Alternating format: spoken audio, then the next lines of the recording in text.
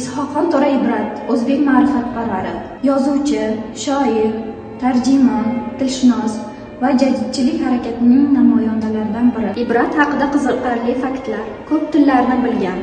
Ibrat arab, fors, rus, ingliz, hind, turk va boshqa bir qancha tillarni o'rgangan. U tilshunoslik sohasida ham katta iz qoldirgan. Matbuotchilik bilan shug'ullangan.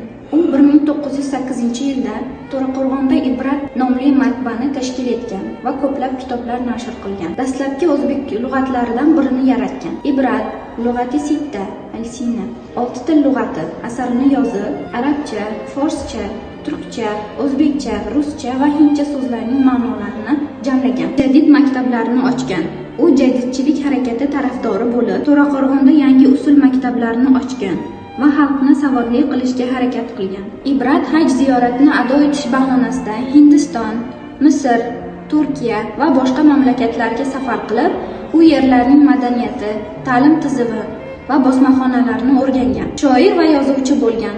U Tarixiy Farg'ona kitobini yozgan bo'lib, bu asar Farg'ona vodiysining o'sha davrdagi ijtimoiy, siyosiy hayoti haqida qimmatli ma'lumotlar beradi. 1937-yil Stalin repressiyasi qurboniga aylangan va qatag'on qilingan. Nomini abadiylashtirish uchun institut tashkil etilgan. Ibrat xalqimizning ma'rifatparvarlaridan biri bo'lib, uning izlanishlari va ijodi bugungi kunda ham dolzarb bo'lib qolmoqda.